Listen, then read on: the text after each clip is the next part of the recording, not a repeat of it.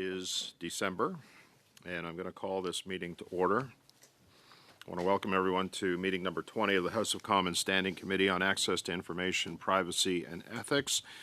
Conformément à l'article 108. Pursuant to Standing Order 1083H and the motion adopted on Wednesday, September 17, 2025, the committee is resuming its study of the challenges posed by artificial intelligence and its regulation. I'd like to welcome our witnesses for the first hour today.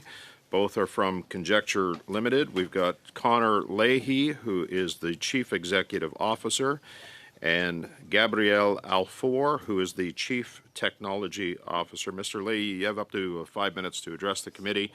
I understand you may need a little bit more time or want a little bit more time, so if it gets you up to 6, I would accept that, but I know we have lots of questions that want to be asked. So, Mr. Leahy, go ahead, please. Thank you, Mr. Chair, and members of the committee for inviting me to testify today. I'm an expert on the catastrophic global threats of AI and will primarily be speaking to you from this perspective. I am the CEO of Conjecture, an AI safety research firm, and I'm also an advisor at Control AI, a nonprofit focused on mitigating the security risks posed by advanced AI. In 1985, humanity awakened to a hole in the sky.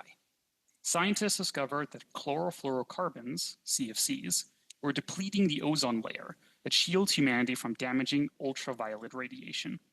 At the same time, humanity also lived atop a deep fracture, a Cold War between the US and USSR that threatened nuclear annihilation. Amidst deep geopolitical tensions, the two superpowers ultimately shook hands, signing both a landmark nuclear de-escalation treaty and the Montreal Protocol in 1987 to prohibit and phase out CFCs. This protocol ultimately received universal ratification. Despite the world's divisions, these rival powers came together to mend a hole in the sky and recognize that never-ending nuclear escalation was in no one's interest, and the rest of the world followed. In 2023, humanity heard a new warning call from Nobel Prize-winning AI scientists and the CEOs of major AI companies, saying mitigating the risk of extinction from AI should be a global priority alongside other societal-scale risks such as pandemics and nuclear war. This risk of extinction is posed by superintelligence, the exact subset of AI that the leading AI companies are racing to develop. Superintelligence is defined as AI that is more competent than all humans at all relevant cognitive tasks across all relevant domains, and capable of acting beyond human oversight and control. If there were to exist systems that autonomously outcompete any human in all relevant tasks of science, business, persuasion, politics, and warfare, and we did not control them, it is hard to imagine a future that goes well for humanity. A major part of the risk is that AI developers fundamentally do not understand how the AI systems they are creating actually work and cannot develop them in a safe manner. Dario Amodei, the CEO of the second largest AI company, recently stated that perhaps we now understand 3% of how they work, which is, in my personal opinion, somewhat of an overestimation. AIs are not developed as code that is written line by line, like we do with traditional software. Instead, researchers are essentially growing AI models by feeding them vast amounts of data and training them using enormous computing power to produce what is called a neural network, rather than a set of lines of computer code. Unfortunately, the current AI development paradigm does not allow the safety by design approaches that we use for other advanced, highly risky technologies. We would not, for example, build nuclear power plants if we did not know how to control nuclear reactions. Technical control methods are lagging drastically behind the advancement in AI systems capabilities. Currently, there are no legally binding AI safety regulations to protect consumers and humanity as a whole. So where does this leave us today? Right now, multiple AI companies are pouring billions, hundreds of billions of dollars into developing superintelligent AI as quickly as possible, despite experts' warning of the risks. This haste is, in my opinion, directly tied to an attempt to outrun legislation, to complete their project before the wider public and government wake up to these completely unconscionable risks that the unconsenting public is being exposed to by private, oversightless, and reckless actors. Recently, AI companies have been racing to automate AI research itself, allowing AIs to build even better AIs by themselves in order to reach superintelligence more quickly. This process is called recursive self-improvement, meaning that the moment an AI is built that is good enough to make better AIs, it might already be too late. Leading scientists now estimate that superintelligence could be developed by 2030 or potentially even sooner. In the face of this pressing threat from superintelligence, I'd like to offer the committee 3 recommendations for how Canada can respond now. 1. The Canadian government should publicly recognize superintelligence as a national and global security threat, which poses an extinction risk to humanity. 2. Canada should begin negotiating an international agreement to prohibit the development of superintelligence, given that there is no scientific consensus that it can be developed in a way that does not threaten humanity with extinction. The agreement should also restrict and monitor superintelligence precursors, such as recursive self-improvement. 3. Canada should prevent the development of artificial superintelligence on its soil, as superintelligence would be capable of overpowering individuals, companies, and even Canada's national security apparatus. Thank you, and I'll be happy to take any questions you may have. Thank you, Mr. Leahy. Mr. Alfour, up to 5 minutes to address the committee. Go ahead, please. Mr. Chair, members of the committee, my name is Gabriel Alfour. I'm the Chief Technology Officer and co-founder of Conjecture, an AI safety research firm. I also helped found Control AI, a nonprofit dedicated to preventing risks to humanity from artificial intelligence. Control AI has engaged lawmakers in Canada, the US, the UK, and the EU. There are many complex and important challenges that we face with AI, but in my personal and professional opinion, the most urgent one is the extinction risk posed by superintelligent AI, systems that vastly exceed human cognitive abilities. These systems would be capable of outcompeting us in scientific and military development, persuasion, politics, business, and more. They would outsmart not just individuals, but also corporations, national security establishments, and governments. If built, they, not us, will be the force deciding the future. How did we get to this point with AI? First, the top experts from the field, the most cited AI scientists and the CEOs of the leading AI labs have warned in 2023 that mitigating the risk of extinction from AI should be a global priority alongside other societal scale risks such as pandemics and nuclear war. However, said warnings were ignored. Leading AI companies are still recklessly pursuing superintelligent AI systems capable of outsmarting our best technology engineers and national security experts, and of resisting being shut down. Their plans to control superintelligent systems are at best ungrounded and speculative when they exist at all. Second, there is a common misconception about AI development, that we directly program how these systems behave, but we don't. We did so until about 15 years ago, but modern AI systems are grown, not built. They are grown by being fed massive amount of data, and their behavior emerges in ways that we cannot predict or control. That is, AI is not coded line by humans, and researchers and engineers do not need to understand AI to create it. When AI systems encourage a young person to commit suicide, deceive their users, or resist being shut down, no engineer programmed this. This is the consequence of not knowing how to diagnose what led to the system to do this, and not knowing how to reliably prevent it from doing so again. Finally, as of today, artificial intelligence remains the exception, not the standard, when it comes to how high-risk industries are regulated. To operate in fields like nuclear and biotechnology, developers must comply with stringent safety standards, implement risk mitigation strategies, submit to inspections, and so on. Yet, the AI field remains largely unregulated despite mounting concerns from within the industry itself. AI engineers in SF have told me they do not understand what they are building, and some see what they do as clearly dangerous. Even Geoffrey Hinton, a godfather of AI, left Google specifically to warn about the risks from AI. What can be done to prevent said risks of extinction from artificial superintelligence? It is my belief that countries should not unilaterally act against their own interest, much less so on blind trust. Instead, they must do two things. First, at the national level, they must halt the development of the most dangerous AI systems, namely superintelligence systems. Every country stands to lose from the development of superintelligence and to benefit from domestically halting all programs aimed at developing superintelligence. Such systems, once deployed, could not be shut down, would outperform every human at hacking and other tasks, and thus threaten the national security of countries. Second, at the international level, countries must agree to regulate and monitor the precursors to superintelligence. We should apply the same regulatory approach used for dual-use technology like nuclear, biological, and chemical materials. Prohibit development programs capable of egregious harm outright, in this case, artificial superintelligence, while regulating their precursors, allowing beneficial applications to thrive while preventing catastrophic harms. Determining which precursors' capabilities to regulate is a moving target that will evolve alongside our understanding of AI. Some precursors are unfortunately dual use. Compute and data centers are economically beneficial, yet critical to developing superintelligence. Similarly, hacking capabilities offer military advantages but could enable AI to break containment.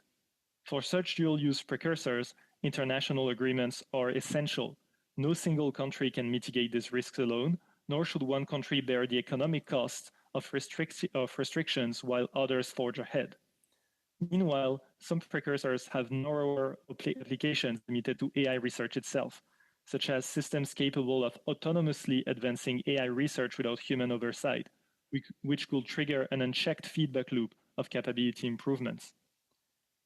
Canada can also act domestically to neutralize dangerous AI systems within its borders. Mr. Alfour, I'm gonna have to stop you there because I know that there are members that want to get to questions, and perhaps you can answer some of those questions with the remaining statement that you had.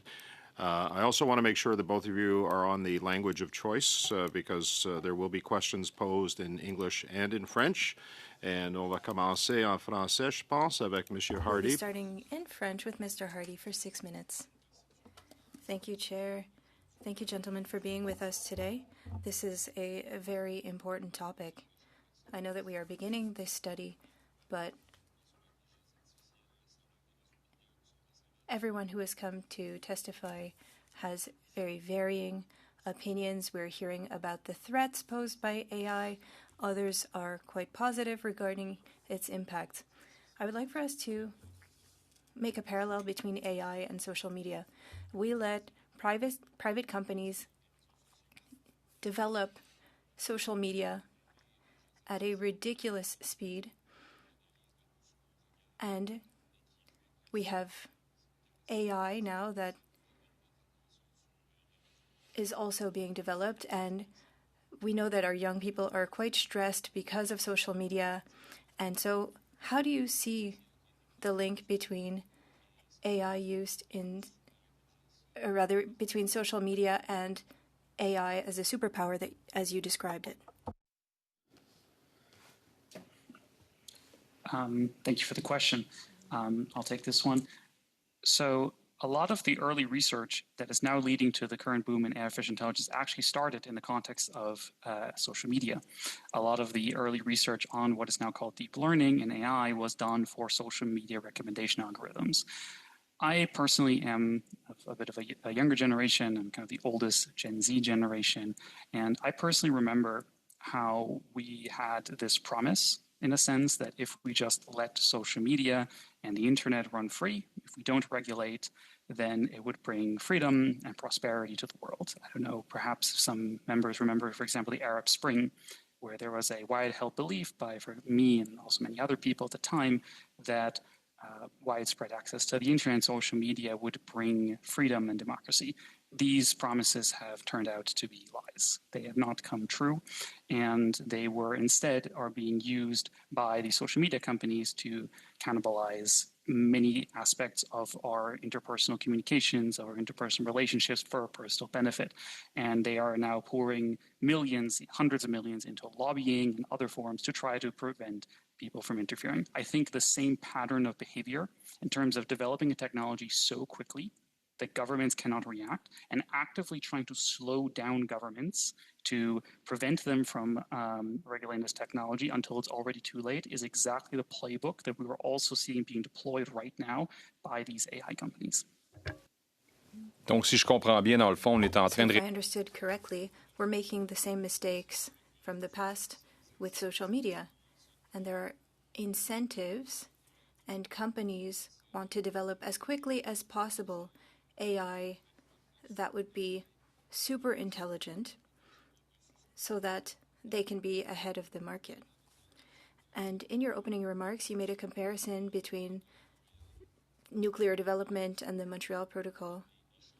What should be done so that governments can act as quickly as possible in order to understand the dangers and the positive aspects of AI so that we can include humans in the loop here and ensure that AI is developing only for its positive impacts and so that we can control the negative impacts? Thank you. I think this is exactly correct. I think in many sense we are making to some extent the same mistake, and it's important that we do not make the same mistake. Therefore, fast action on government is extremely important. I think, as I've stated during my initial statement, the most important thing is to fully arrest the development of truly super intelligent, dangerous AI. This is not an esoteric small corner of the industry. This is a thing you can see being advertised by these company research departments as their primary goal. They go to parties and they brag about building superintelligence. This is not a secret operation. This is a widely held thing, and this is something that the government can act on now. This is something that already just acknowledging these risks, bringing them into both a national and international discourse, are the first steps to stigmatizing and potentially outlawing such dangerous developments while opening the negotiation table for how to handle dual-use precursors. This is a very difficult regulation challenge. This is why such communications as we're having today are so important. But the first step from my personal perspective is the prevention of the creation of superintelligence, both nationally and internationally, and then also moving towards sensible regulation of dual-use technologies, building on lessons that have been learned in other high-risk technological areas.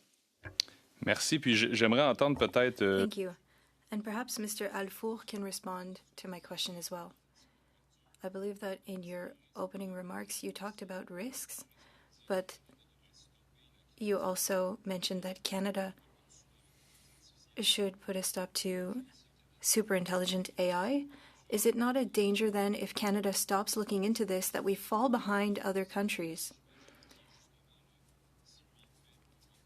If another country is to look into this and we don't, well, we might be behind in that race towards AI. And how can we manage that? Because I believe that taking Canada out of the race would make it very risky.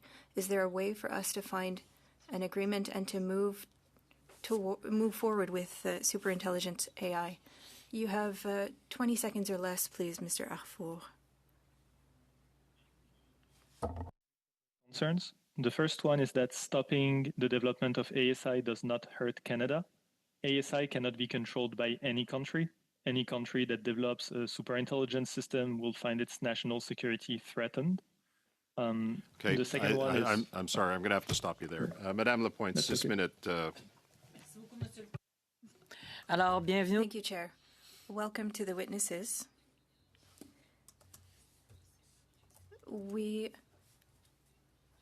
better understand the risks of AI thanks to your testimony.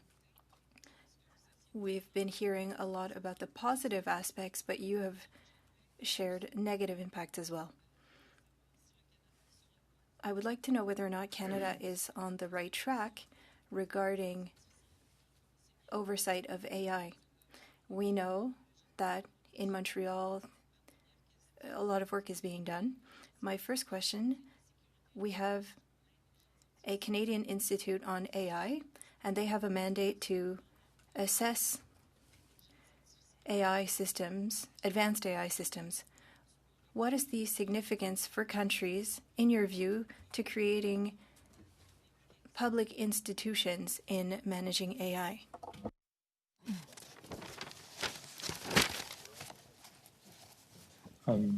I'll take this question. I think being aware of what the state of the art is in artificial intelligence is quite important. However, I think we may already be way past that in many ways. We have already gotten the warning from the experts about extinction risks from AI. We have already gotten the results from many AI safety or security institutes that some AIs are already able, to persuade people, to manipulate people, to sometimes even break containment. So from my point of view, we have already gotten worrying results from existing systems. We have already gotten warning from experts about soon to come systems in like the next 3 to 10 years. So I do think it's important, but I think that now it's even more important that we move on to the next step, which is beyond just measuring, actually acting. Quand vous parlez de mesurer, est-ce que vous me dites les risques par... You've talked about the risks to AI and measuring. What would you measure to... Rather, I would like to understand what you're saying should be measured. I think we're already past many dangerous limits. For instance, we already have very persuasive systems. So if we wanted to ensure that systems cannot manipulate people, we already have systems that are good at this. The same thing is true for hacking, for instance. If we wanted to ensure that current systems are not good at hacking, this is already lost. We already have systems that are good at hacking. Now we're only measuring how much better they're getting, how superhuman they're getting, how much faster than people they're getting. But we already passed a few points that are quite dangerous. Now we're already in a tightening regime, edging closer to places where we cannot really recover. So this is the type of stuff that we're talking about when we talk about measurements. Another one that is also relevant is how autonomously AI can develop itself. Right now, we have companies that use AI more and more to develop AI, and we have little and less and less human in the loop. So this is one of the other things that we try to measure. It's how little humans are needed to develop AI. This is a measure of interest because this tells you when it could kickstart a runaway loop. Basically a loop of development of AI where it develops faster than we can even see it coming. So this is the type of measurements that we usually care about. Un peu plus tôt, mon collègue a dit... Earlier, my colleague mentioned working with other countries globally. And do you believe that in doing so, we could avoid some of the risks that you listed earlier? We believe so. I think that these risks are concentrated into superintelligent systems. I think the hard part is just monitoring and regulating the precursors to such superintelligent systems, but that if we do so, there are many benefits that we can get from AI. I think this is very much so tractable. I would not say that it's easy, but I will say that it is tractable, that it is doable, that we can do it scientifically, and I think we should do so. Est-ce que vous ajoutez là-dessus? Would the other witness have anything to add? Your microphone was not on, so please ask your question again. Mr. Connor, would you have anything to add on the risks and how to frame the risks globally? I would agree with everything my colleague has said. I think tractable but hard is a good way to think about this. There are many benefits from this technology as with any other, but an uncontrolled race, including between countries, is in no one's interest. No matter, there's no winning ultimately if superintelligence is built. It doesn't matter who does it, there will be no benefits. But there are many benefits to a well-regulated, well-understood, well-controlled AI market. But doing so is hard, but the work has to be done. Merci. Merci. Thank you. I am quite concerned after hearing what you have to say. I'm certain that we can have good intentions, and if we work together on this, and if we were to have global rules regarding development, that we would be able to succeed, and it would be advantageous to everyone together. But the efforts need to be global. Is that correct? I will tend to say so. At least for the mitigation of ASI, it should be done worldwide. If anyone does it, we all suffer from it. We live in a very interconnected world. If we have a super intelligent system that can overthrow governments, that can play geopolitics and, war better than any human, if anyone builds it, we're in deep trouble. OK. So, Merci, Madame Lapointe. Monsieur Thériault pour 6 minutes, s'il vous plaît. Thank you, Ms. Lapointe. Monsieur Thériault, you have 6 minutes. Thank you, Chair. I apologize for my voice. I have a bit of a cold, and that's why I'm not in the room. Thank you very much to the witnesses for their opening remarks. I would like to ask a more technical question. Some would say that such talk is alarmist, that AI is not coming overnight, that we haven't made it to a super intelligent AI, and we have time to tackle it. You can tell me whether or not you agree with the statement, but there seems to be trends indicating the complete opposite. Their abilities are increasing significantly, and AI models are helping them to increase their intelligence significantly with available data. Do you agree that we don't have as much time as we would think? I really think so.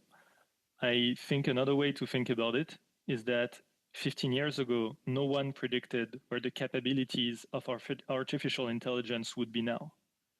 So this is the big thing that has happened. This is in big reason why experts are warning about the extinction risks, is that very, very few people, almost no one in AI, expected that we would have models as powerful, as the GPT suite of models from several companies are. Put simply, when I was a teenager, no one expected that we'll have models that can talk to people. This was inconceivable. So yes, things are accelerating faster and faster.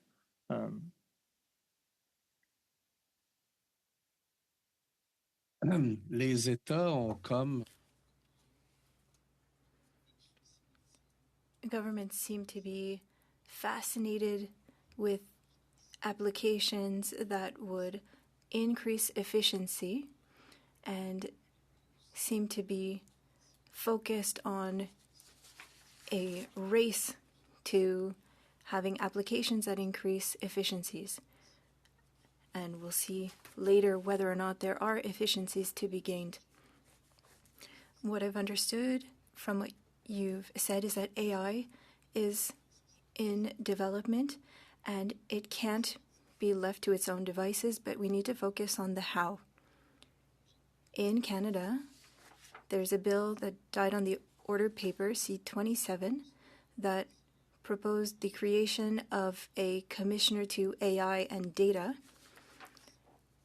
and that position would have allowed us to focus on economic development and AI.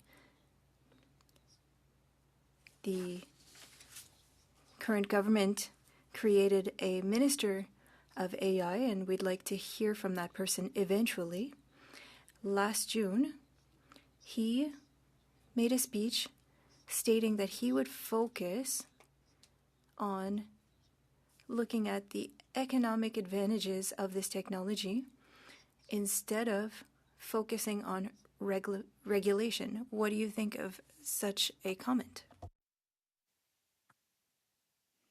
I think there are obviously many reasons to focus on the positives rather than the negatives.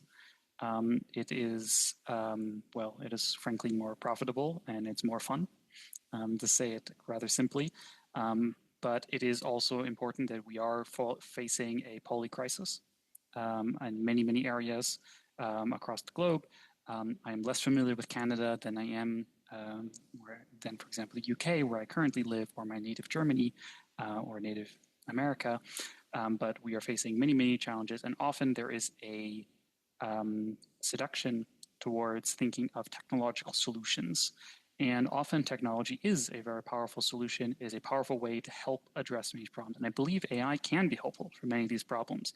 But it is also important to be skeptical. There was a world when nuclear power was first being developed where it was thought as a solution to everything.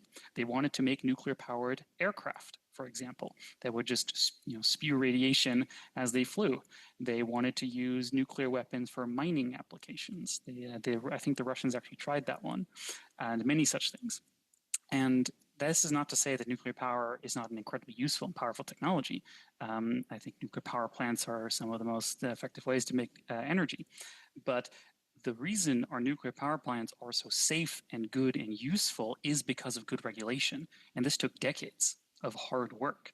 This took many, many experts' invention of whole new forms of safety engineering to be able to reap the benefits. I think we're seeing a similar thing here.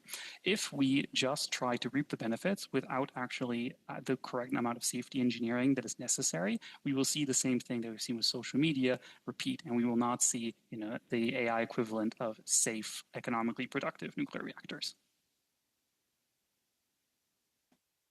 Il reste juste 15 secondes, You Monsieur. have 15 seconds left, Mr. Thériault. 15 seconds? All right. I'll wait then. Thank you. Based on your experience with malicious AI uses such as deepfakes, cyber attacks, and autonomous exploitation tools, what safeguards or regulatory measures should we be examining to protect Canadians? And what examples can you point to of where those are successfully being implemented, either at a corporate level, a national or subnational level? And I'll give both gentlemen a crack at the question if they'd like. Cool. I will start then. I think there are basically two separate categories of risks. I think there are the risks that come from superintelligence and more generally from systems that cannot be controlled. For these risks, I recommend basically regulating the development of such systems. The problem of such systems is that once they're developed, we cannot control them. We cannot put the genie back into the bottle. So this is one type of regulation that is quite important. This is why we put a strong emphasis on international agreements and this type of regulation. The other one is for the, let's say, more prosaic risks of current systems. Future systems are not yet super intelligent, which means that if there is a problem, we can put the genie back into the bottle. Here, it's more at the application level. And when I say the application level, I mean more on the AI companies. You want to regulate the bottlenecks. And so here it will be, I think, beneficial to put stringent regulations on the dangerous aspects of AI and putting strong liability regimes such that if the systems that they build, are used for nefarious purposes, they are also liable for it. So I would separate those two. One, the development part of regulation for super intelligent AI, and the other one, the applications for current systems and near future systems. Just to pick up on where my colleague just spoke, I think it's very important that there is a play that is very, very often attempted by these actors where they attempt to blame the users for misuse of their tools at every possible opportunity. In general liability law, the best practice is to put liability on the part of the supply chain that is best suited to addressing the harm.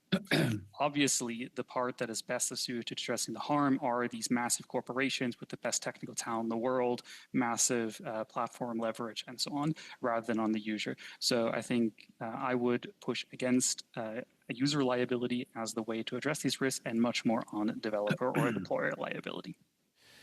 To follow up on the point with respect to regulation of development.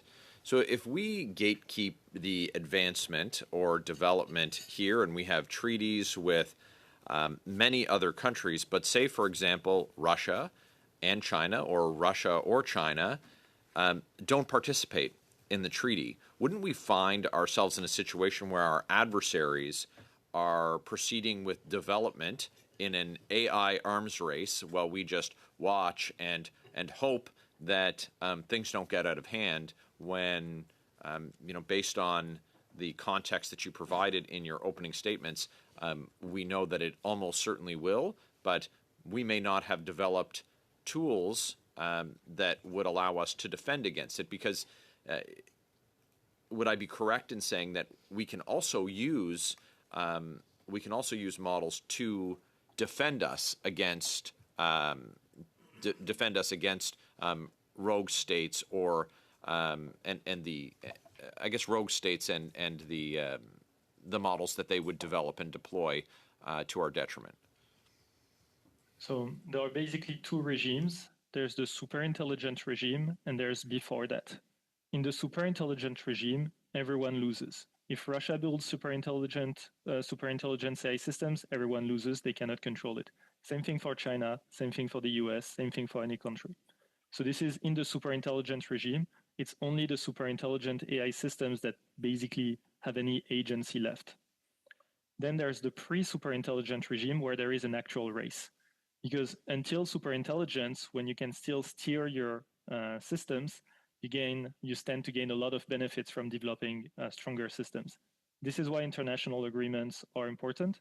And indeed, if we fail to build those international agreements and to reach those international agreements, things go bad. The same is true for biotechnology. The same is true for any type of dangerous weapons, for nuclear weapons, and so on and so forth. This is why we believe that such international agreements are critical. Okay. Else you get into the regime where you get to the superintelligent regime and things go bad. Wonderful. Yes. Thank you for your response, Mr. Barrett. Questions? Monsieur Sarré pour 5 minutes, s'il vous plaît. Mr. Sarré, you have 5 minutes. Thank you, Chair. Thank you to the two witnesses that we have with us today. You shared very important information with us today. It is slightly alarming, and I agree with the facts that you shared on risks. I agree with the significance and the impact that ASI could play. Where our opinions diverge regards halting. And when we use that and halting technology, and for the benefit of Canadians who are listening to us, are we talking about halting the development of technology or halting its use? And you explained well that technology and persuasive technology already exists. Canadians use this technology and these systems already. Would you ask us to halt the use of these systems, knowing that these systems are mostly developed outside of Canada, or should we halt internal development? Because you struck a parallel between the nuclear race, but halting that had a geographic impact, but that wouldn't be the case with neural networks and AI that can be used throughout the world. And so I would like for you to speak to that difference in opinion that we have.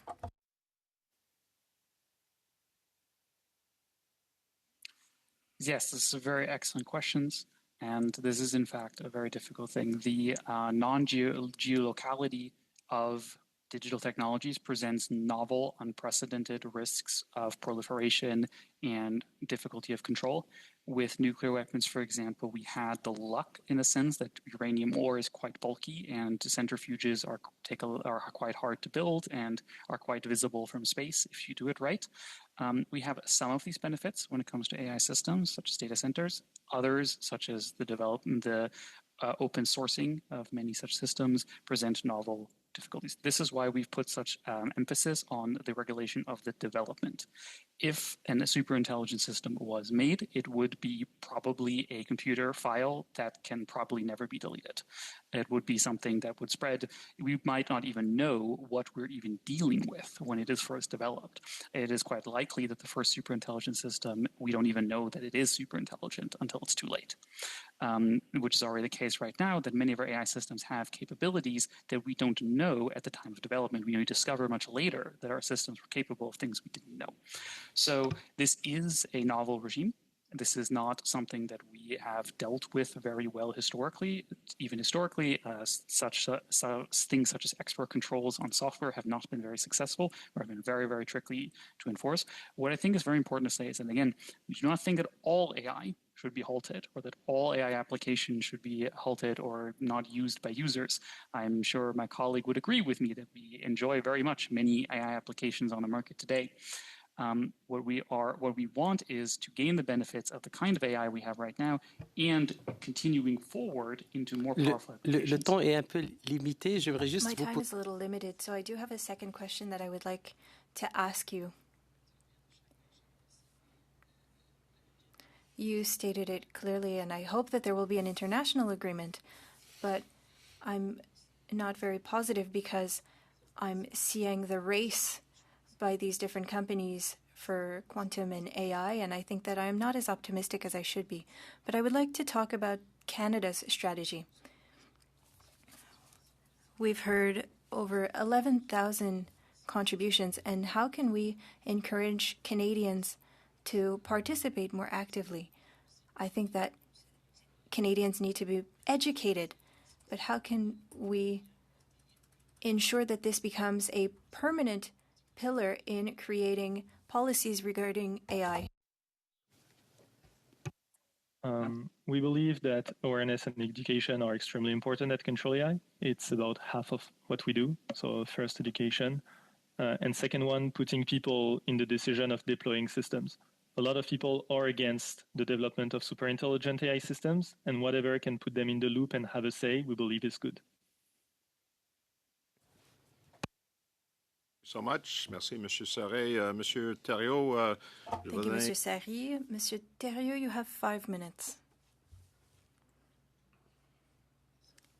Thank you very much, Chair.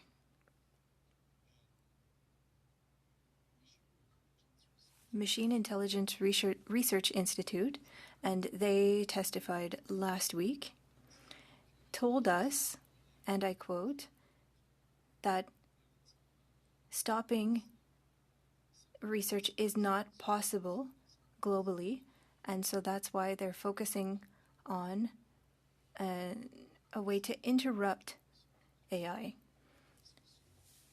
They had proposed a solution in a document that they shared with us, implementing the technical, legal, and institutional measures necessary in order to restrict development and deployment of dangerous AI internationally, which we would call a stop button, which would allow us to coordinate a reaction globally.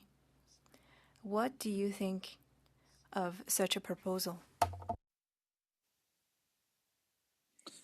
We believe generally that there is a lot of value in what is often called stop button proposals, mostly not from a technical perspective, but from a social political factor. As an example, I have in the past asked someone who worked at a large tech company whether, if they wanted to, they could shut down all of their servers. And he said no, because he didn't know where all of them were. There was no single person in this entire company who knew where all their servers were and what software was running on them. Creating legislation, I am not familiar, unfortunately, with this specific proposal that you mentioned. There is a lot of value in this, but I would like to also say that it sounds to me the proposal does also push against the development. We cannot rely on waiting and seeing until we see a super intelligent system, because by the time we see one, it's already too late. It's quite likely that the first super intelligent system that gets built, we will not even recognize as being that until quite a bit later, and that will be far too late. So it's very important, which is why the repeated emphasis on precursors is to make sure that such systems never get developed in the first place. And to do this, we also already need to be in the loop before such systems are built. Vous parlez des précurseurs. You talked about precursors. You've mentioned them a few times. How can we limit these precursors? I'll take this one. There are many different types of precursors. Some are hardware, like data centers or the way to build GPU in the supply chain and things like this. Some are more software, so just the type of AI system that has gotten built and the type of scaffolding that you have on top of them. A deep thing that is quite important to understand is that this is a moving target. As time passes, it gets easier and easier to build super intelligent systems, and more things, get in the category of precursors. This is also why we believe that there is an urgency that we should tackle this as soon as possible.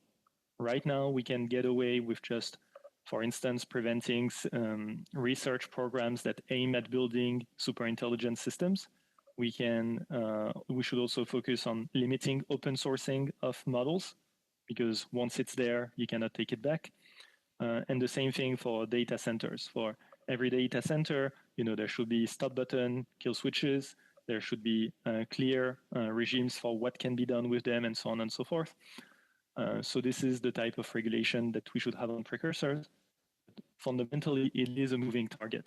As the technology changes, as the way the technology is built changes, and so on and so forth, the target itself changes. The precursors 15 years ago would have been very different from now, and it would have been much simpler to tackle the problem 15 years ago. So, yeah. Merci. Thank you. How much time do I have left, Chair, to see whether or not I have enough time for my next question? 35 seconds. So a bit of time. Maybe a bit more. I'll go for it, and perhaps you can answer in another round. One of the ethical aspects is what I find concerning, and it's the energy use for these data centers. There are two very polluting plants for carbon, and they will continue to be operated in order to meet the needs, the significant data needs for Amazon, for example, in order to compete with other giants like Google. I find this very concerning. We're developing AI for the benefit of rich countries, but it's to the detriment of people's health in developing countries. I need a quick response, please. D'abord de réponse. Just the start of an answer, even. More general aspect of the fact that AI is developed without much concerns for people, and that people are not put in the loop. That's mostly how we see it. Merci. Thank you. Mr. Mantle, 5 minutes. Go ahead. Thank you, Mr. Chair, and thank you to our witnesses for appearing and providing their valuable testimony. Picking up on the comment from my Bloc colleague about the protection of people, I want to focus in on priorities for a moment, and the government's current priorities with respect to artificial intelligence. You may be aware that the government is currently reviewing its AI strategy, but the existing AI strategy, the Pan-Canadian Artificial Intelligence Strategy, lists 3 priorities. The first priority is commercialization, so making money off AI. The second is standards or protections in that area. And the third is talent and research.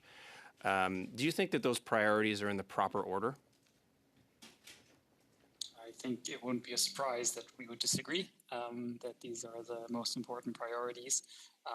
While, of course, again, I think both of us are technologists by background. We love technology. We got into this to do technology to make the world a better place. This technology is dual use. It is power, and it is very important to use it correctly when we're dealing with unprecedented technologies of this kind of power.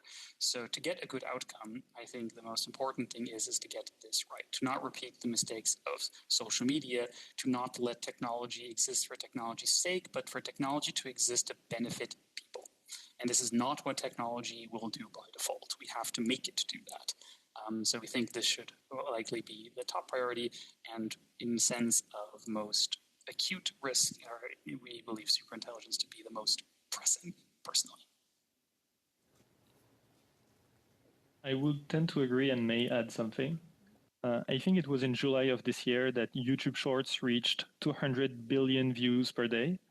And there was an entire article from YouTube about this that was extremely happy about the fact that it got 200 billion views per day. We think that a lot of people building AI systems are in this paradigm.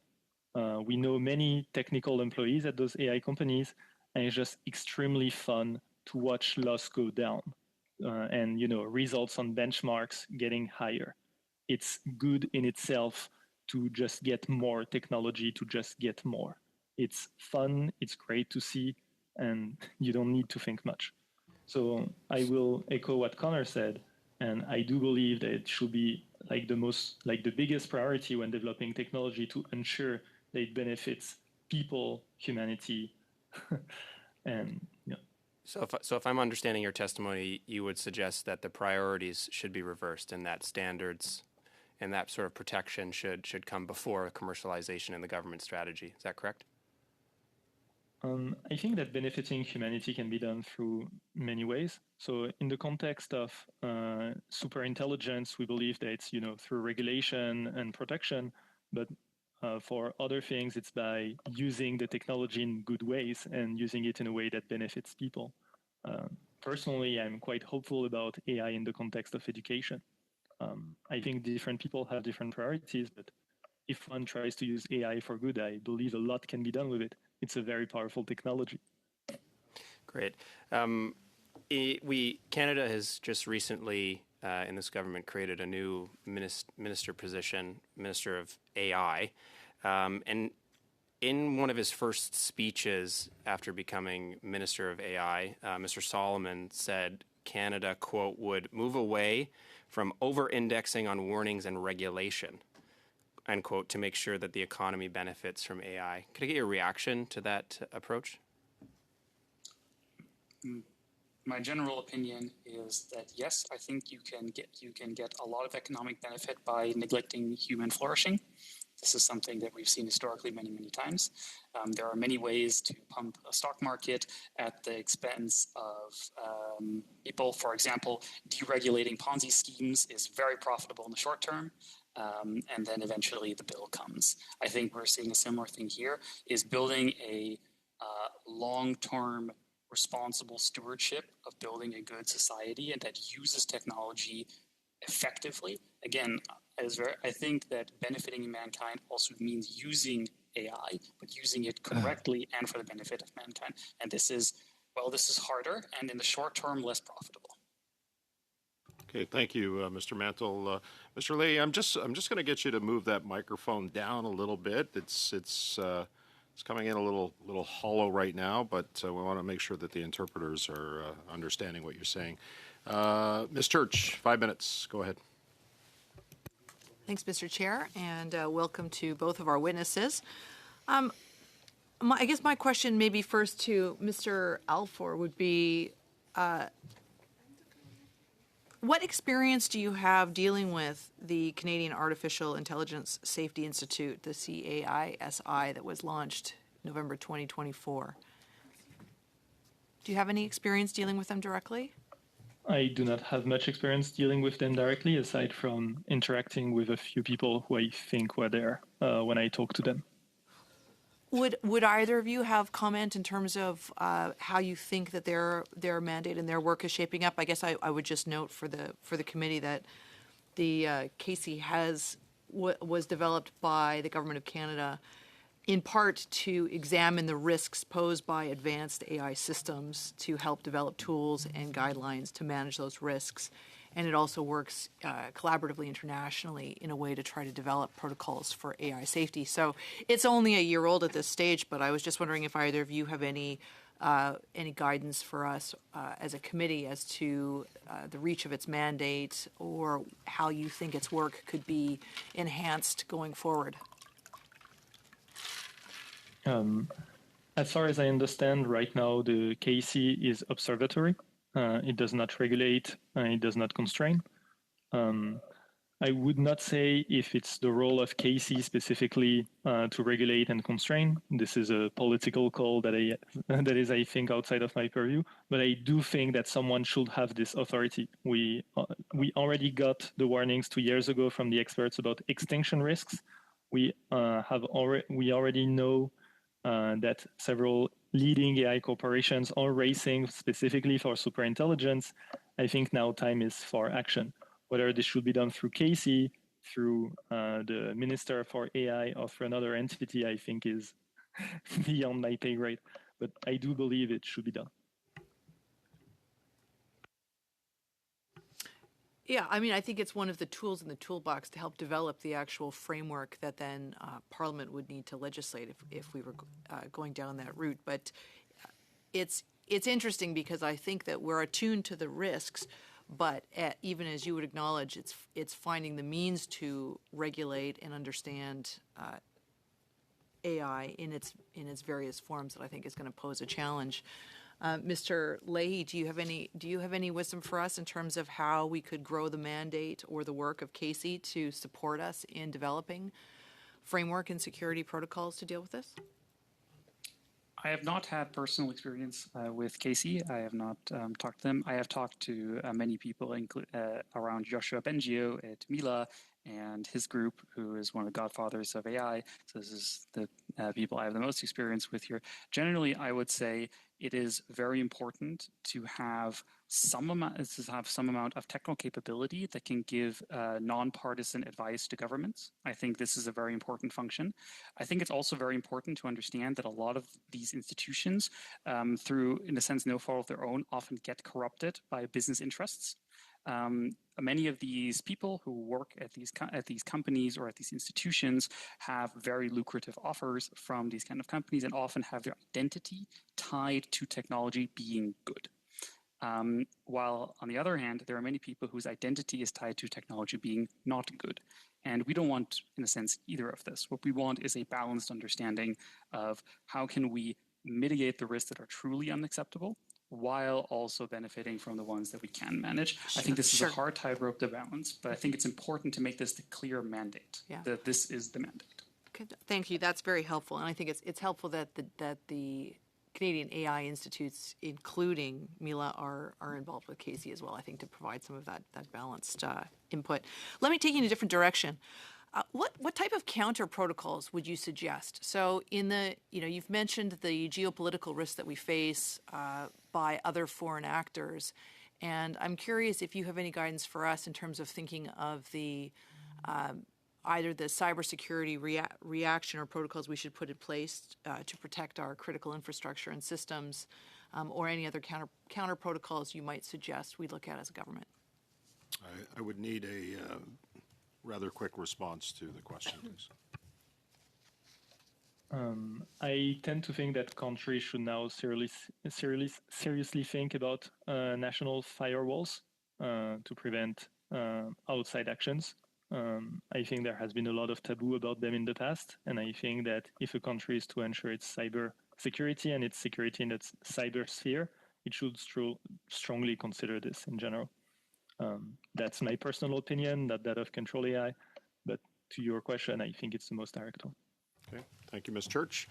Mr. Leahy and Mr. Alfour, I want to thank you for appearing before the committee this morning. We are going to suspend for a few minutes while we get into our second hour. Meeting to order, and I'd like to welcome our second witness, our second hour witness from INQ Law. We've got Carol Piovesan, who is the managing partner. Unfortunately, we were to have another witness, but the witness could not be here. So it's the Carol show for this second hour. And Carol, you have up to 5 minutes to address the committee. Go ahead, please. Good afternoon. Thank you, Mr. Chair and honorable members of the committee. My name is Carol Pievizan. I am a managing partner at Inc. Law, where I advise clients on privacy, cybersecurity, data governance, and AI risk management. I've had the privilege of contributing to AI policy discussions nationally and internationally, including through the OECD AI Policy Observatory. I have previously appeared before this committee as well as the INDU committee. And I am an adjunct professor at the University of Toronto Faculty of Law, where I teach on AI regulation, as well as the co-author of the book, Leading Legal Disruption, Artificial Intelligence and a Toolkit for Lawyers and the Law. The opinions I present today are my own personal opinions and do not reflect those of my law firm. To understand how we should govern AI, we should go back to first principles and ask, what is AI trying to achieve? So in 1950, Alan Turing posed what he called the imitation game, a test to determine whether machines could think, meaning that he believed one day machines could play games, remember, observe results of their own behaviors, learn from rewards and punishments, and even deliberately introduce mistakes into their working. Today, some of the leading AI researchers around the world are divided on where the trajectory of AI is taking us. Award-winning Canadian researchers such as Yoshua Bengio and Geoffrey Hinton, both pioneers of deep learning, warn that we may soon have computers that exceed human intelligence with profound implications for safety and control. Indeed, the existential threat we all hear about. Others, such as Jan LeCun, another pioneer, advances an argument that is more aligned with artificial machine intelligence, which is best understood as augmenting human intelligence rather than replacing it. And the purpose for pursuing AI and the achievements towards achieving those pursuits matter in how we think about governance. If a tool is to be used to extend human capabilities, we govern its use. If AI is an autonomous system capable of independent reasoning, we regulate its development and deployment with a different level of vigilance. Canada's approach must account for both. Around the world, we are seeing at least 3 distinct models of governance being presented for AI. Under the Trump administration, we are seeing a deregulatory approach in the United States with an emphasis on competitiveness over comprehensive safeguards. The federal approach relies on existing sectoral laws applied through agencies such as the FTC, while actively resisting state-level experimentation in stricter AI rules. The United Kingdom and Singapore take a different approach. There, we are finding a much more tailored sectoral approach to AI regulation. The UK in particular has a principle-based approach asking existing sector-specific regulators to interpret and apply cross-cutting principles such as safety, transparency, fairness, contestability within their domains. The UK considers that this approach offers critical adaptability that keeps pace with rapid technological change, though there are certain developments suggest binding measures for the most powerful AI models may be forthcoming. And Singapore has certainly adopted a much more soft law voluntary framework. There is no specific AI regulation. However, Singapore's approach through consensus building between government, industry, and citizens, and through instruments such as the Model AI Governance Framework and the AI Verify Testing Toolkit, have proven with some success in building a sense of trust and a common approach to AI development. Singapore's investment in national AI literacy and its consultative and iterative approach to governance is a model from which Canada can draw inspiration. And then we see the third model, which is far more prescriptive. And that model is found in the EU AI Act that I know this committee has already heard about. And therein lies an act that is much more tailored, horizontal, and focused on the prescriptive life cycle of AI development, deployment across the supply chain. Canada's approach should be tailored to our context, regulating frontier AI systems, not the same as regulating Copilot in the use of a law firm or a chatbot on a service line. The UK's context-specific approach recognizes this. Canada is more like the UK and Singapore than the United States or Europe. We value proportionate regulation that protects rights while enabling innovation. And so I'll close on my 3-point call to action. The first is to continue building a regulatory guidance approach for safe AI. Our AI Safety Institute must be operating at full force, demonstrating that Canada takes the safety of these systems seriously. Continuing to target an iterative standards guidance and directives-based approach to artificial intelligence with an emphasis on real-world testing for high-risk AI contexts. Lab benchmarks and offline evaluations only show models perform on static tests, but not how they actually interact in real-world use. Second, and very importantly, we need to improve diversity in representation and perspectives in policy and throughout the development, evaluation, deployment process. Individual perspectives matter, and they are highly unrepresented throughout the AI ecosystem. Third is to conduct an environmental scan to better understand on a sectoral basis where our laws may have gaps to account for AI or where AI is already accounted for, such that we have the coverage we need for the everyday use of AI in business. Targeting soft and hard law at home in a tailored manner, enabling Canada to play to its trusted global position to ensure robust and harmonized standards, certifications, and guidance for responsible AI should be our path forward.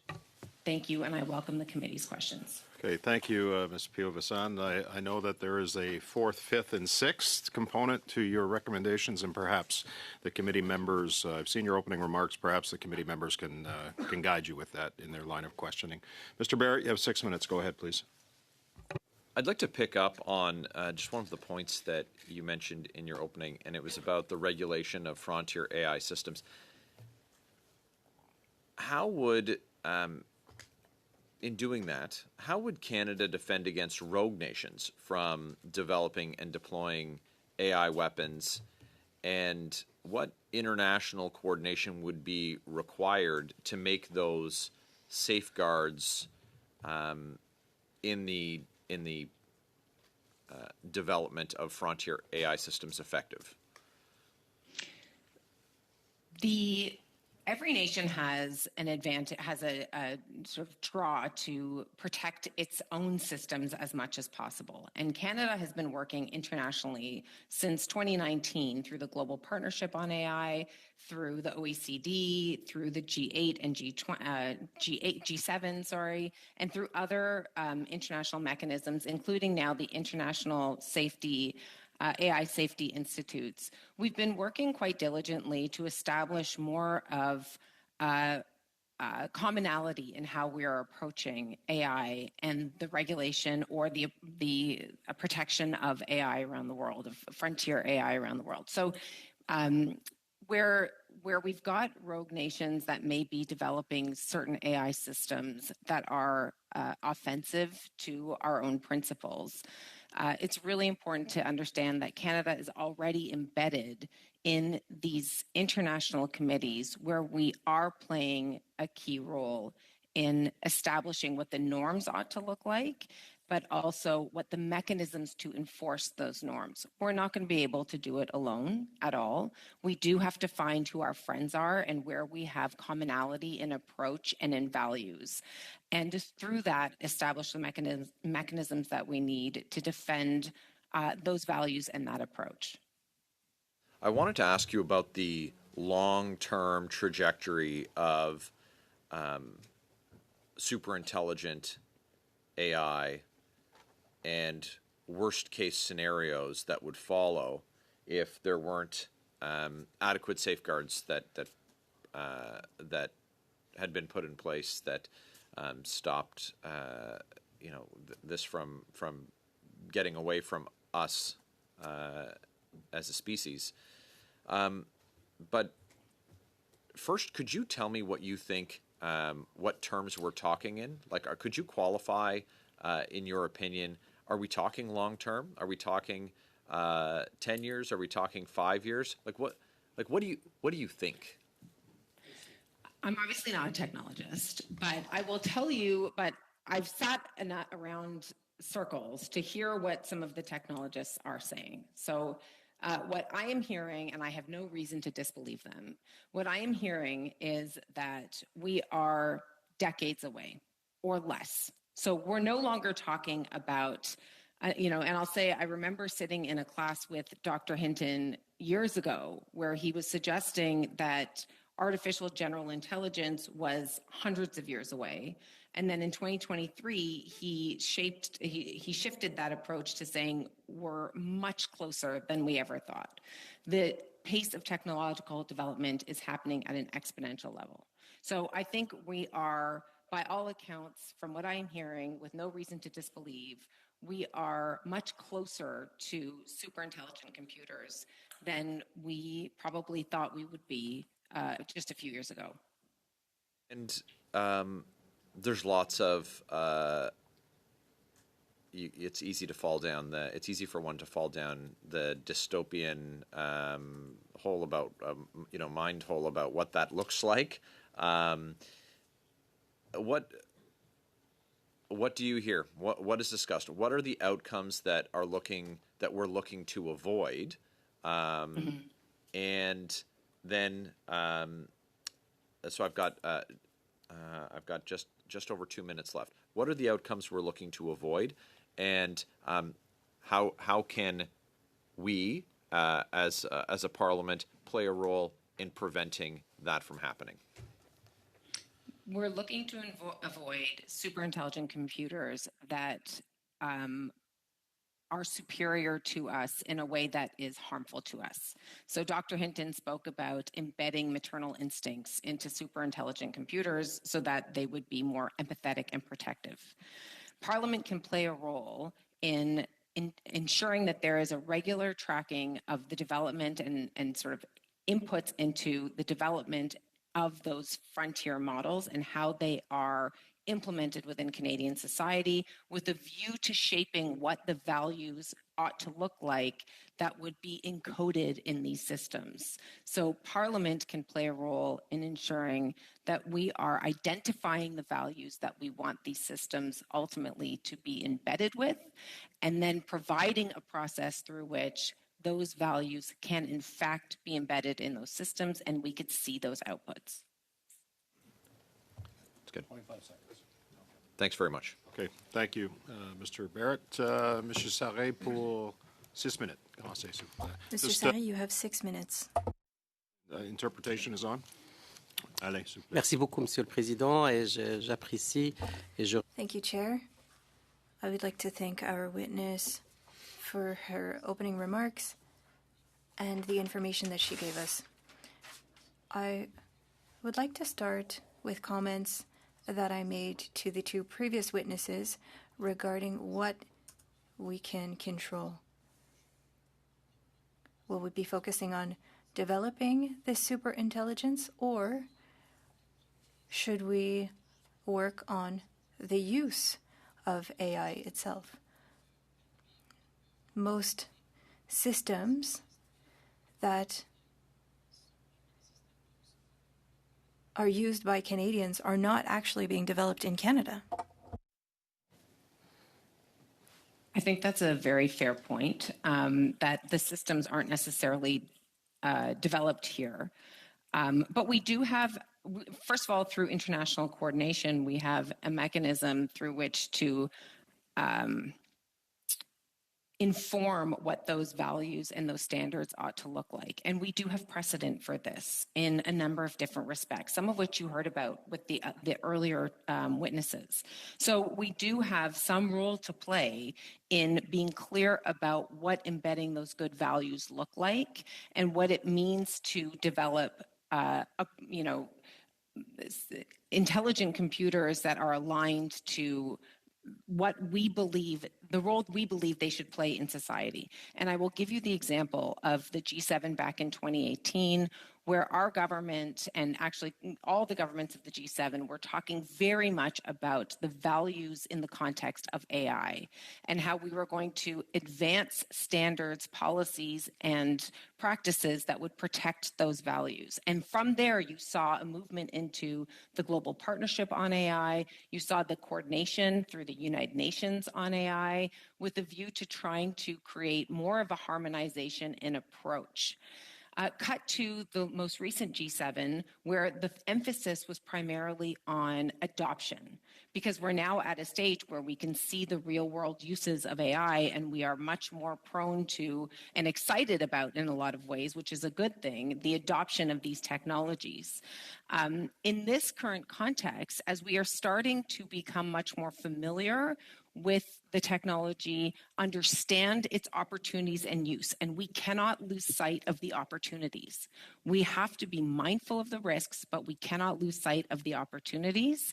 We have a role to play then in ensuring the safe use where there is actual risk. So what I don't want to do is establish a system that applies the same kinds of controls for all uses. We have to be targeted. Exactement. Puis vous avez dit d'être vraiment conscient des risques. Absolutely.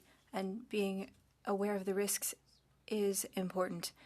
I think that many governments are aware of risks, as you mentioned with the G7, and you talked about the American approach that is more competitive, and that of the UK, which is based on ethics and accountability. What approach should we focus on at the Canadian government? And I do have another question, if you can be brief in your response. I'm more inspired by the UK and Singapore approaches than I am by the EU or the US. Et cette approche-là, parce qu'avant d'aller à la dernière question, cette approche... This leads me to my last question. Could this approach get us to the goals that we're looking for without governments being aligned? This super intelligent AI is going to continue being developed. Necessarily stop the development of AGI, but it does embed the more of a mature approach to how we regulate it in today. Merci beaucoup. Puis ma dernière question, ça concerne... Thank you very much. And my last question has to do with C27, and you participated in that. And what would be the way to go regarding C27? What are the lessons learned with Bill C27? Talking about Part 3 of C27, which is the Artificial Intelligence and Data Act, the best lesson to learn from that is the overarching accountability framework that was put in place that required a turning of the mind to the context of the use of AI, determining its potential impact level, and then establishing a diligence process, soup to nuts, in response to that level of risk. J'aimerais vous entendre, je sais que j'aimerais bien...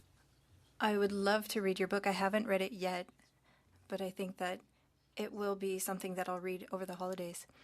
Can you share your position regarding data sovereignty in Canada? It's a complex question in a short period. I understand and appreciate the approach of digital sovereignty. I think there is a lot that is extremely important with digital sovereignty. I also recognize it's a long-term investment. Grand merci. Merci. Thank you very much. Thank you, Mr. Sahi. Mr. Thériault, you have 6 minutes. The floor is yours. Thank you very much, Chair. Welcome. In June 2025, Professor Banjo, who works at Milan, the Quebec Institute on AI, launched a new organization, a research organization on AI security called Rule Zero in order to prioritize security over commercial imperatives. In your view, what are the major risks posed by AI? Earlier you mentioned that we need to look at the goals of AI, the goals of its use, because we are looking at potential impacts, and that will be my first question. Have to acknowledge the cybersecurity risks of artificial intelligence and whether we're ready as a country to defend against those risks. We also absolutely have to recognize the human rights and social development related concerns of artificial intelligence and walk in with our eyes wide open as businesses in our country start to adopt AI with much more interest. Parlant de Speaking of human rights,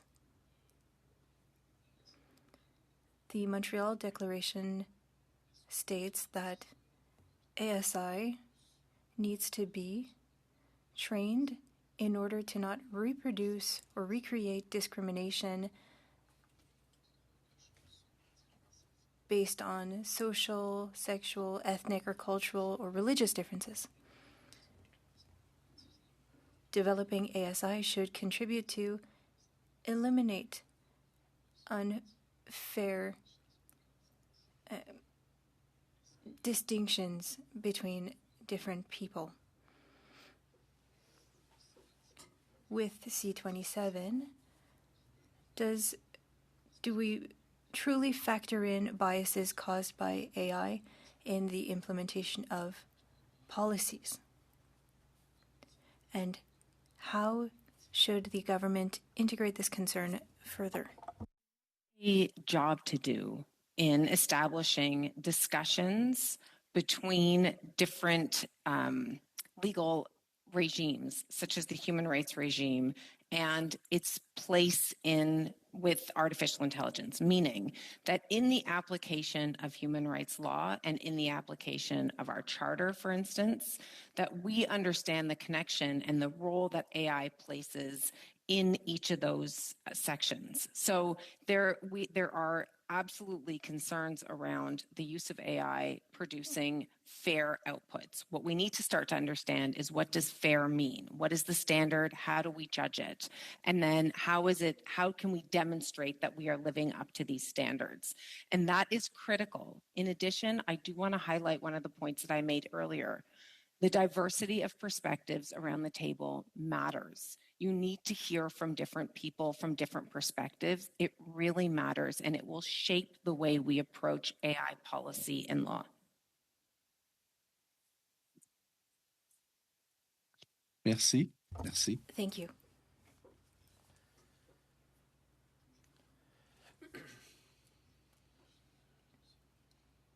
Still speaking about Mr. Banjo, are there any safeguards that could be implemented in order to prevent some of the common risks that you're seeing with AI?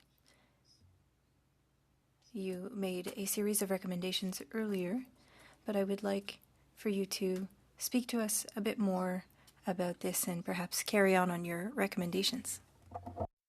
Absolutely.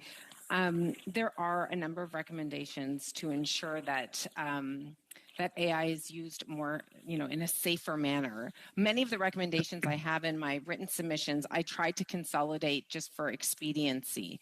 The standards that we have in place that we need to augment. So there are a number of standards through the International Standards Organization. The Standards Council of Canada is working on a body of research to support Canadian standards in AI. And then the application of those standards matter. So when we look at those ISO standards, we are looking at a governance standard for how you operationalize responsible AI within the use of that system, or it's the use of AI in a particular context, which means it is not technical, it is governance oriented.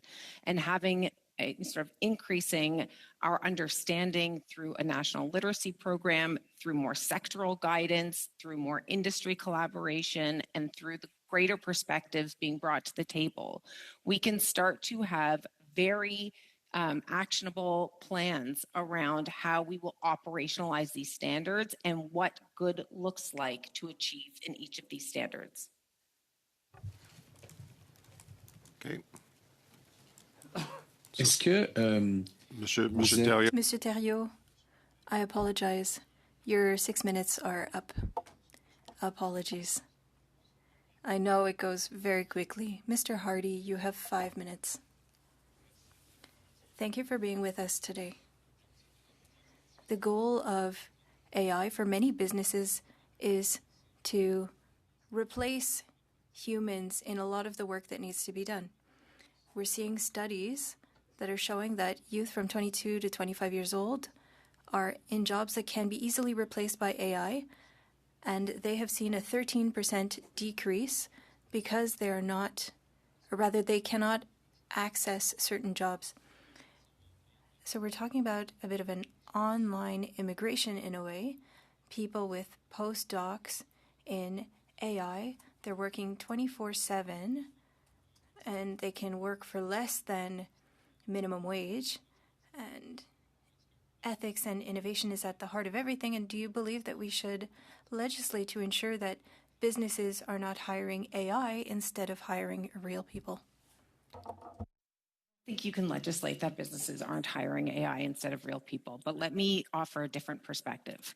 We work with clients all the time to operationalize their AI governance programs. And I always ask them, when we're going through the use case identification, I always ask them 3 questions. Number 1, what is the work you don't want to do because it's boring and mundane? Number 2, how much time do you spend on each of those tasks? And then number 3, what would you be doing if you weren't doing those tasks? And 100% of the time, I am told I would be more proactive, I would be able to serve my mandate better, I would be able to contribute more value to my organization.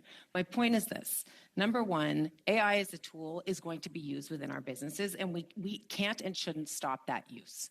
Number 2, we will have to reorient the job market. I have kids. I am distinctly aware of where they're headed and where there may be vulnerabilities in some of their job choices. So I understand that there will be shifts in the way we sort of structure labor and within Canada, but we have to make that adjustment. And instead of resisting it, we have to support reskilling and upskilling.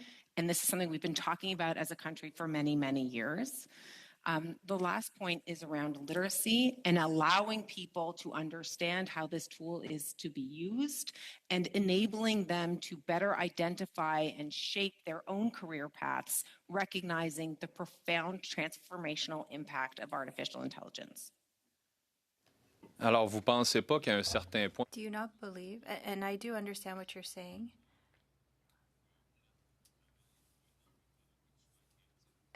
if I wasn't doing the boring tasks, I would be doing something more interesting. But do you not believe that at a certain point, AI could replace a lot of the work here in our country? Should we not act to ensure that people who are losing their jobs don't require support? Can we legislate so that businesses don't focus too much on AI instead of hiring people? I take your question in 2 parts. So the first is there something we should be doing to support this transitional period as people might be looking for new opportunities because of displacement caused by AI? The second is there something that we should be doing to prevent companies from using AI instead of people?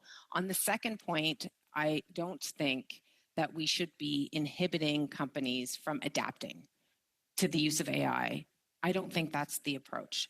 It's certainly outside the sort of scope of my practice, so that's very much a personal opinion, but I don't think that's the right approach. On the first part, I agree with you. We should be continuously monitoring and investigating how we can better support our workers as we go through a transformation on a step-by-step basis. J'aurais une autre question qui est peut-être I dans have un... another question that is a little bit different. What can we do in Canada? In the private sector,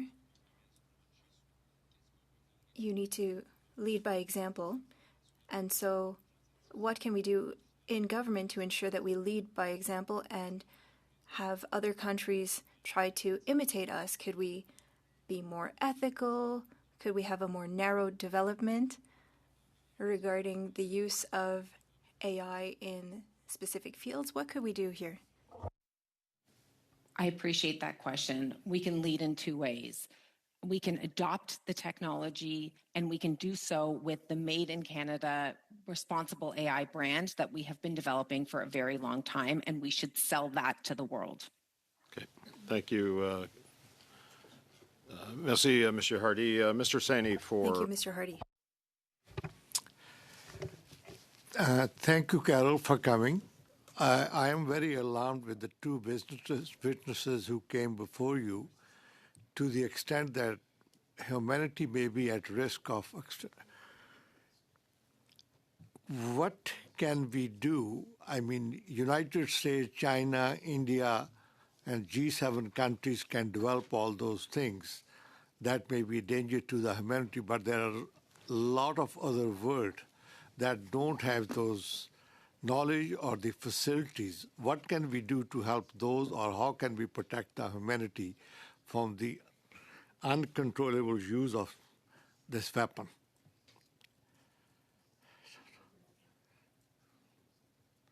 I think we have been here before, and I believe, I didn't hear all of the testimony of the two prior witnesses, but I believe they did talk about this in the context of nuclear cooperation. I believe that was the case. And we are going to rely on those processes again, where we are going to have to find our friends. We will establish the mechanisms with our friends to establish... Excuse me, Carol, I'm sorry. Something got hollow. I don't know whether it was the connection that came out of the microphone. Maybe you can just plug it back in if you don't mind, because it got really hollow quickly in the room here. The sound did. Can you just give me a test? I've stopped your time, Mr. Saini, just so you know. And I'm going to give her an opportunity to respond to the question in its entirety. But can you just give me a test, please? Sure. Is this better? Much better. Much better. Great. Thank you. Okay, so I'm going to give you an opportunity to restart your response, and then once you're done, I'll start the clock again, okay? Wonderful. So as I was saying, I think we have been here before. I think we will have to find who our friends are and establish the mechanisms to embed the right types of values and certification mechanisms, evaluation mechanisms, deployment safeguards that will need to be put in place to do what we can to prevent rogue countries from investing in and ultimately succeeding with super intelligent computers that are harmful to humanity. And I think that's going to be our best path forward. My concern is with the atomic energy, it was used and it did a lot of harm before we realized that this is a dangerous. Do we have any organization, United Nations or anybody who can regulate these things and tell these rogue countries that this is enough and we don't want to carry on with this? I don't think we have the right international governance organization set up to protect AI yet. I think we need to invest in that organization or augment an existing organization with a specific view to supporting the safe deployment of AI. And we have seen some of that through the International AI Safety Institutes, the organization of safety institutes that consolidate and organize the various national safety institutes. But I don't believe that is their explicit mandate. In general, how are the Canadian AI companies doing compared to the rest of the world?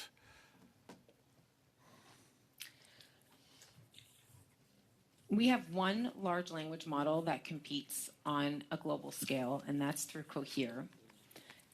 Otherwise, our AI companies are, by and large, from what I understand, are relatively small compared to some of the US companies, particularly those that are, I think it's California that has 32 of the 50 top AI companies in the world. So Canada has a long way to go in augmenting and really globalizing our AI companies. I understand there was some money put in the last budget. Do you think that was enough, or do we need to do more? A little outside of my scope, but I would say looking at all the reports of the AI bubble and the amount of money that is being poured into US AI companies, we would do very well not only to pour more money into some of our companies and to our approaches to support our companies, but certainly to help our companies go global and to export our technology with rigor. You mentioned Singapore or UK as the model that our country should follow. Can you give us the reasoning why do you pick those compared to the rest of the world, which are in advance? Absolutely.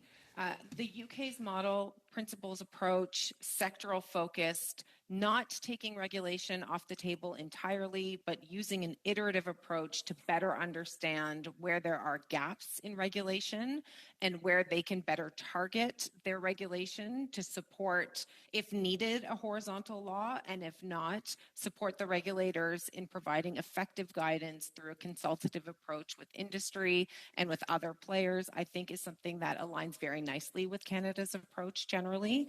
Singapore is interesting. It has had a number of sandboxes, particularly for Verify AI, that has been effective in testing different trust models. It has invested quite a bit in the National AI Literacy Program. We see a different reaction to AI in countries such as Singapore that are more trusting of the technology, which will lead more to greater adoption, but also a strong focus on economic and competitiveness as well. Thank you. Thank you very much. Thank you, Mr. Saini. Ms. Piovasan. Mr. Thériault, 5 minutes. Mr. Thériault, you have 5 minutes. Thank you, Chair.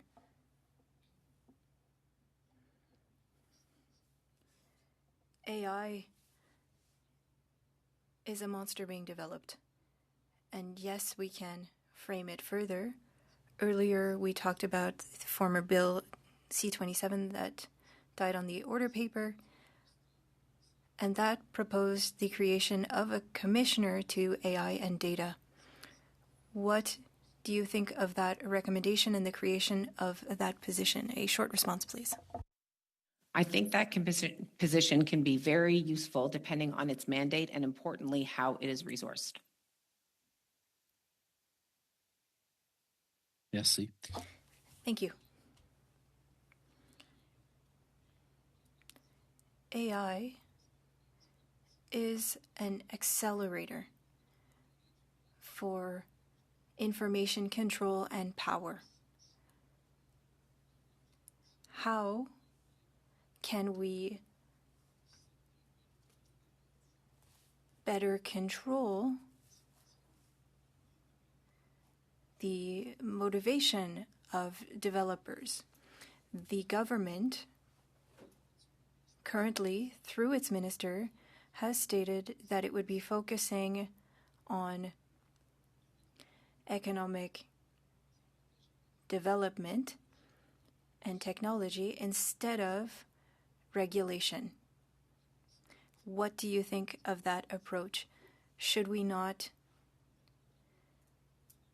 put as much effort into legislation as we will in promoting economic advantages or benefits?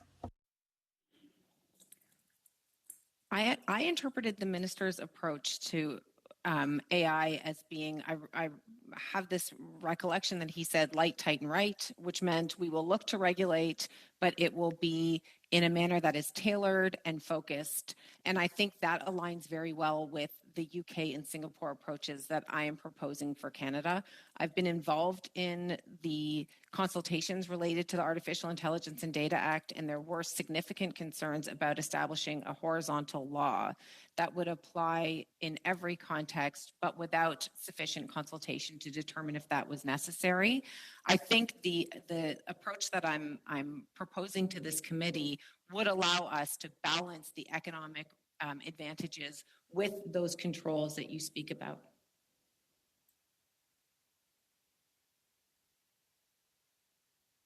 Je m'excuse, Monsieur Thériault. Apologies, Mr. Thériault. I stopped your time because we're having another issue with the microphone and sound. Again, if you don't mind. It gets really tingy for some reason and hollow, so just give me another test. Just give me a count, Carol, if you don't mind. Is that okay? Is that any better? Much better, yeah. Okay. So I have to do this just for the sake of the interpreters. We don't want to cause any other damage. Monsieur Thériault, il reste 2 minutes 10 secondes. Thériault, you have 2 minutes and 10 seconds left. Thank you. You stated that we want organizations to improve their culture, increase digital literacy, and having a more responsible approach. You talked about mitigating any risks.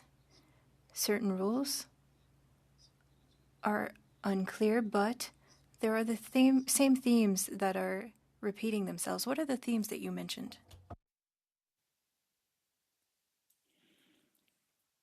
I think that's right, that the focus is on, for the business use of artificial intelligence, it is an analysis of opportunity and risk. So, and this is one of the themes that I've talked about. We want that, and we want our businesses to actually go forward and adopt. And we've seen that on a global scale. Canadian companies are still lagging a little bit in adoption. So we do want them to start iterating and using this technology and becoming much more confident and comfortable with the use of this technology. But we want that within a context of responsible use, meaning a risk-based approach to the use of AI within a context, ensuring appropriate governance controls in place where the use of the technology is hitting up against a higher risk scenario that is to be guided ideally by the sector, potentially by government. We've seen this before through the compendium document that came out with ADA, but also through a sectoral approach to what risk looks like in a particular environment, and then to the company's own risk-based approach and how it would defend the risk classification that it has put forward. Mais le rôle principal. You talked about balance earlier. The government's main role regarding responsible innovation, should they not focus on legislation so that they can ensure that there is a proper implementation before going full speed ahead with the economic development aspect? Because yes, we want to increase efficiencies, but as you mentioned earlier, those can lead to other issues for labor, for example, and that hasn't been assessed. Please. Yes, we need a targeted approach, which is why I am suggesting, I'm looking to the UK and Singapore as examples for establishing an appropriate targeted approach to what and how we regulate the use of AI. Okay, thank you. Merci, Monsieur Thériault. Monsieur Hardy, pour 5 minutes. Commencez, s'il vous plaît. Mr. Hardy, you have 5 minutes. Thank you very much. If the minister had a single thing to do, if all of his work over the next years had to focus on one thing, what would be the most important decision in order to have a proper development of AI for the coming years?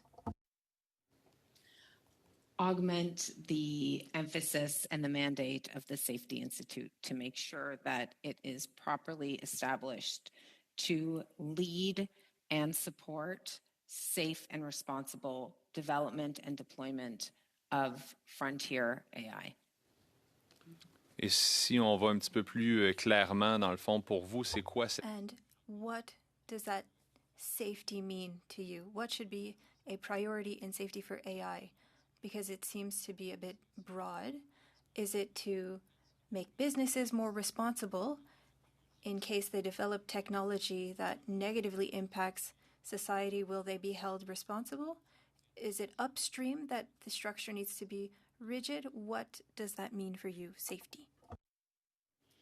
Safety is in the standards that are put in place for developing the technology, how we evaluate that technology, how we clarify what those standards mean, how we establish ongoing monitoring in real time of the use of that technology so that we are, and then how we coordinate and harmonize internationally to ensure that other jurisdictions are following suit.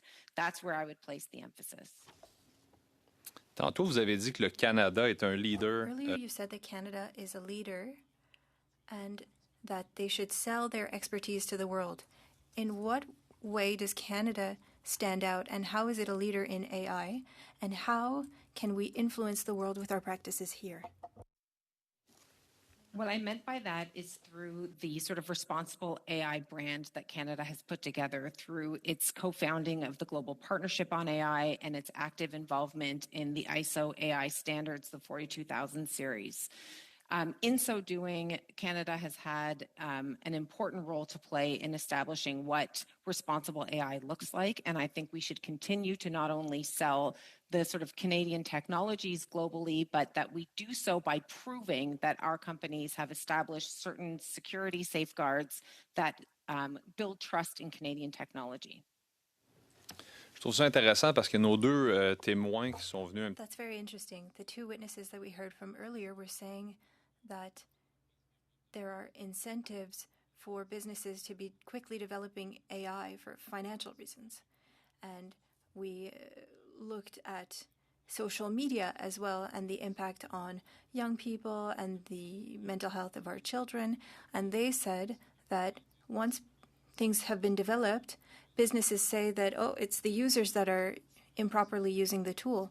And so we want our businesses in Canada to have a proper development AI. If we ensure that they are accountable for the negative impacts of AI, do you think that that could be an approach that would stop businesses from developing technologies that would hinder society? Depends on how we decide to hold a company accountable for something that they may not foresee. So yes, I think that there are certain disincentives you can put in place. There are also incentives that we can put in place by providing the guardrails and showing what good looks like.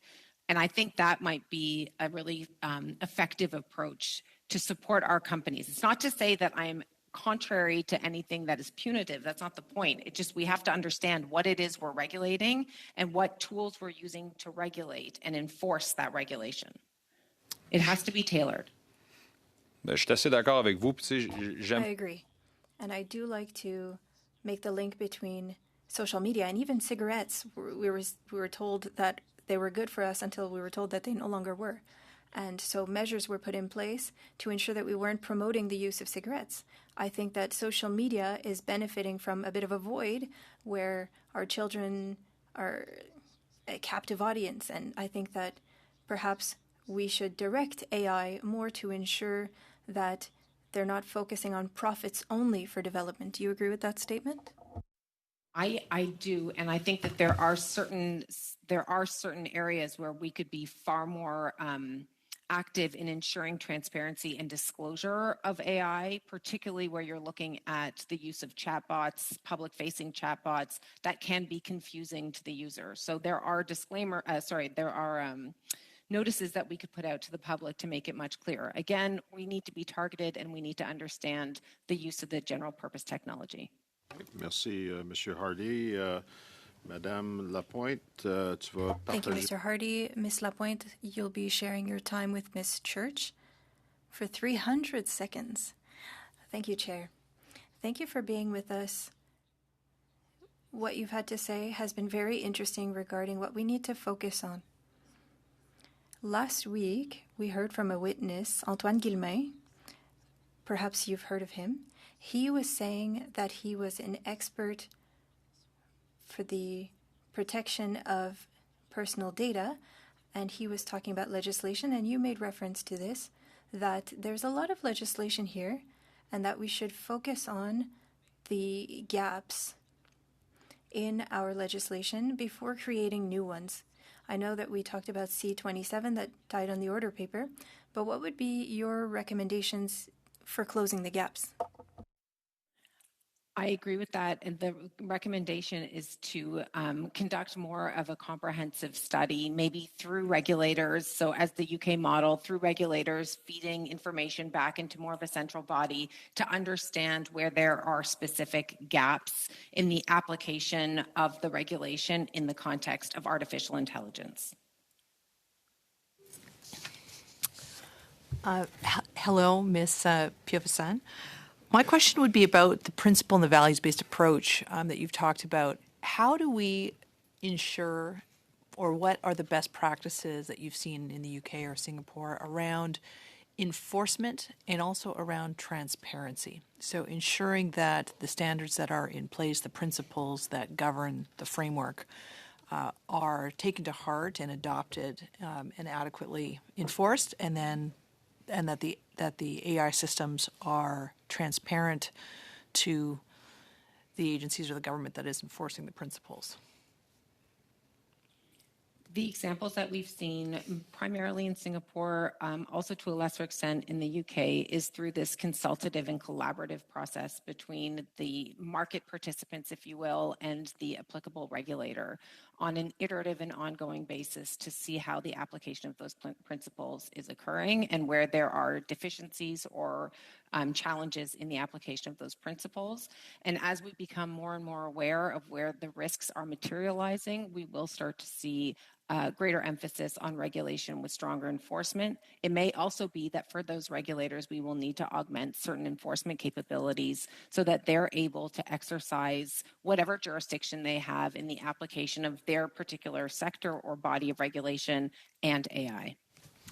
Given the commercial sensitivities that are no doubt present in the sector, how do we ensure that companies are fully transparent and compliant?